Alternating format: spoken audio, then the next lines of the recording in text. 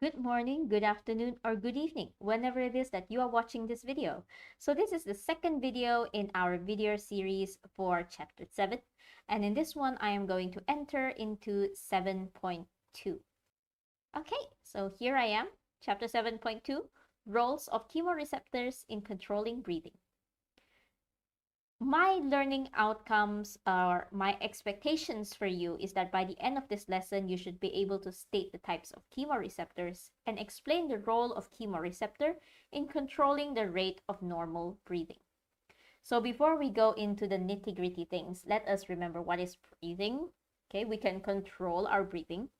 But it is breathing itself is repetitive and it is an involuntary action, which means we don't have to think about it all the time. Our body and brain do it on autopilot. Breathing is divided into two parts or two phases. The first is inhalation, the process by which gas is drawn into the lung through the trachea. And the second part is exhalation.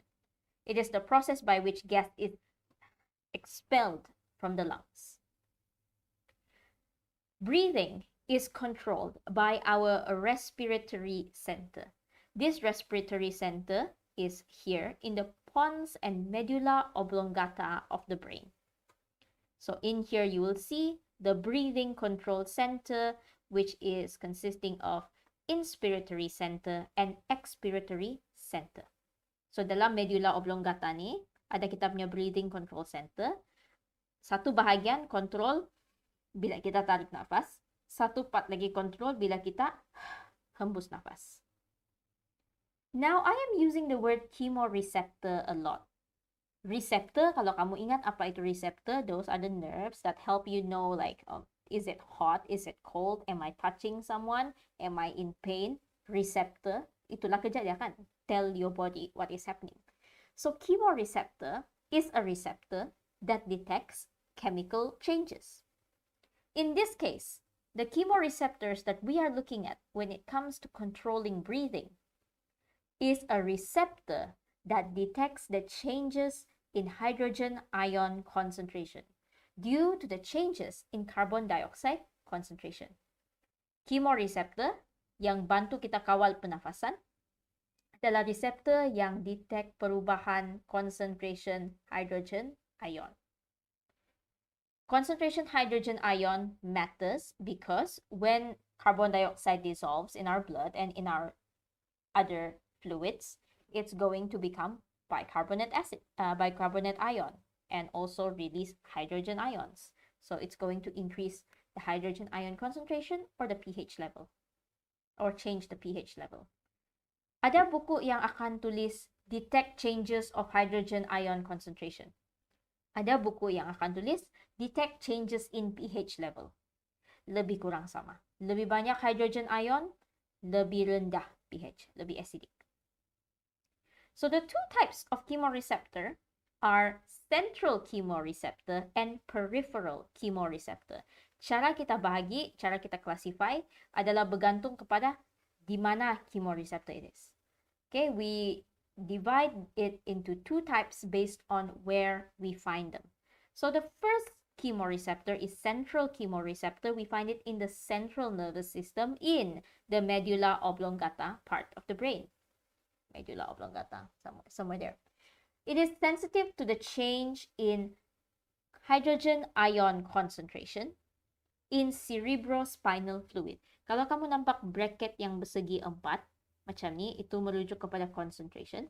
So, dia akan detect change in hydrogen ion concentration in the cerebrospinal fluid. Cerebrospinal fluid is the fluid that surrounds our brain. Otak kita bukan kering, ya? Otak kita lembab. I mean like moist.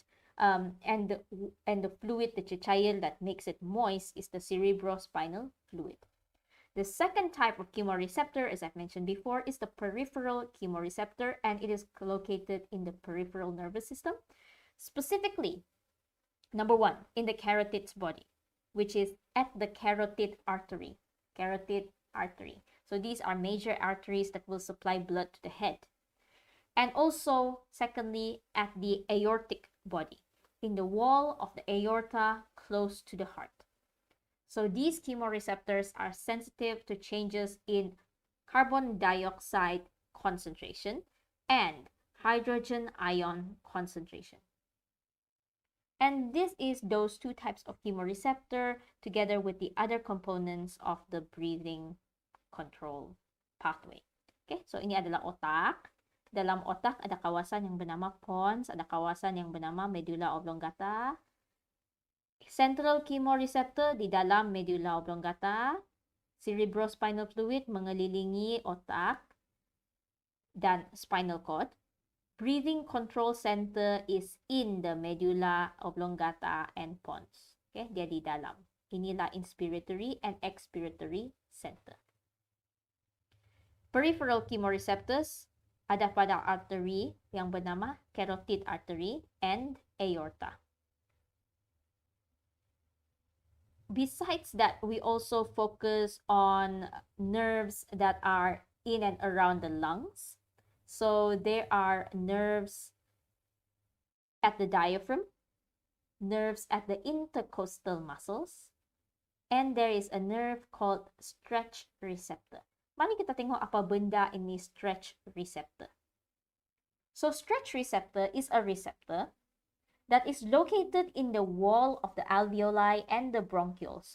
So di sini, dinding-dinding sini semua ni, ada stretch receptor. Apa dia akan buat?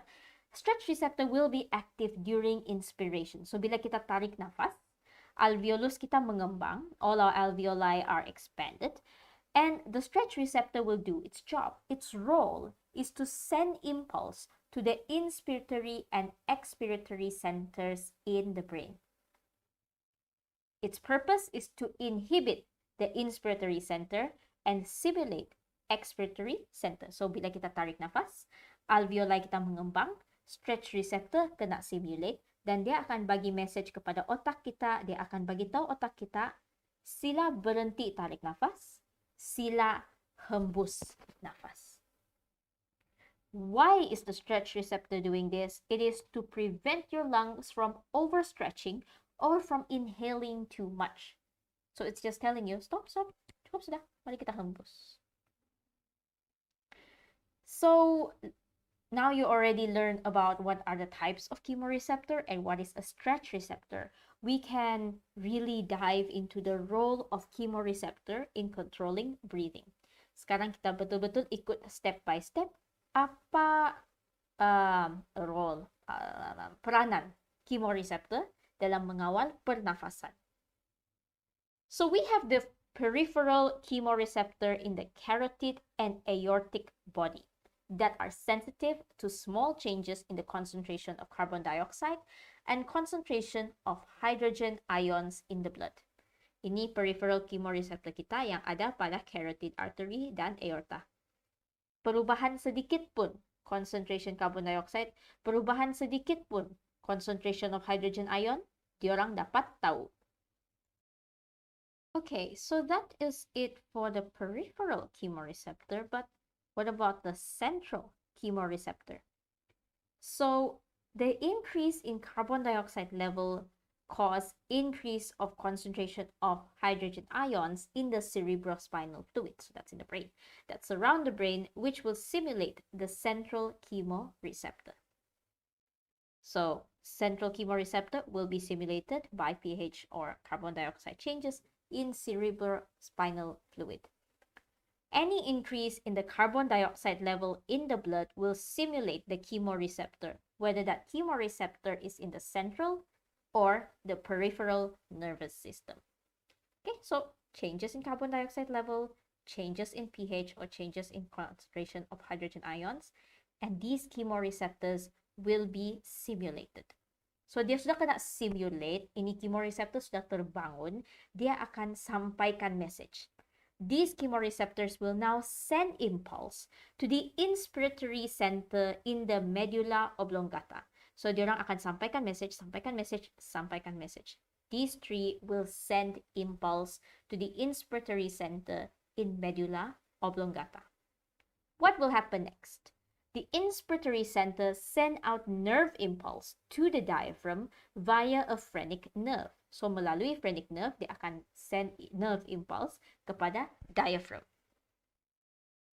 Also, at the same time, it will send nerve impulse to the external intercostal muscle, so external intercostal muscle, via thoracic nerve. So it's going to send that message over there. What is it telling these muscles to do? It is going to tell these muscles to contract. It will cause external intercostal muscle and the diaphragm to contract. Inspiration will now take place. The person is going to breathe in. As the lung expands, the stretch receptor in their walls will be stimulated. So as you see here, the stretch receptors will be stimulated. And what happens when they are stimulated is they're going to pass an impulse. That impulse will be passed along the vagus nerve to the expiratory center. It's going to send a message to the expiratory center. There will be stimulation of the expiratory center and inhibit the inspiratory center. It will tell the expiratory center to start doing work. It will tell inspiratory center to stop breathing in. So expiratory, start, inspiratory, stop. What will happen next is the diaphragm and the external intercostal muscles will relax. And expiration will take place. So the person is going to breathe out. Now the lungs are no longer stretched and the stretch receptors are no longer stimulated. So the expiratory center becomes inactive and then inspiration can begin again. So the stretch receptors no longer stimulated, all the stimuli are going to disappear and we can begin the cycle once again. So this control of breathing, you can look at this diagram. Tengok kalau dalam diagram ni, dia nampak macam membingungkan. Tapi cuba ikut nombor dalam diagram ni. When you are looking at this diagram, try to follow the numbers. We're going to start with step number 1, which is at the chemoreceptors. Dia pergi kepada inspiratory. Pada inspiratory, dia akan bagi tahu message melalui dua nerve ini. Dia bagi tahu ini muscle. Lepas tu akan berlaku inspiration. Lepas inspiration, stretch muscle is going to be stimulated. Something's going to happen. Who does it tell? And then we'll have expiration and then stretch receptor no longer stimulated and then we start the cycle again. 7 steps. Let's have a quick summary of what we learned so far. In learning the roles of chemoreceptors in controlling breathing, we learned about the types of chemoreceptors. So you have your central chemoreceptors and you have your peripheral chemoreceptors. And we also learned step by step how these receptors coordinate and work together with our muscles so that inspiration and expiration can occur. So I hope that you'll be able to review the steps and notes that are in here. What should you do now? You should be able to find this exercise in the Google Classroom. It's a very simple fill in the blanks kind of exercise. I hope that as you complete this, you would be able to see if you are asked to do an essay, how would you explain this inspiration and expiration with the help of chemoreceptors. After you've completed, please submit your essay in the Google Classroom. And as an extra exercise, I would like you to breathe in and breathe out. We would repeat this again in the classroom. Using the diagram below, try to explain to a friend or a roommate how inspiration and expiration can occur. Make sure to mention which chemoreceptors are involved and which nerves are involved. It also helps if you want to copy this diagram or redraw your own diagram. That's all. Thank you very much for your time and your attention, and I will see you again soon. Bye!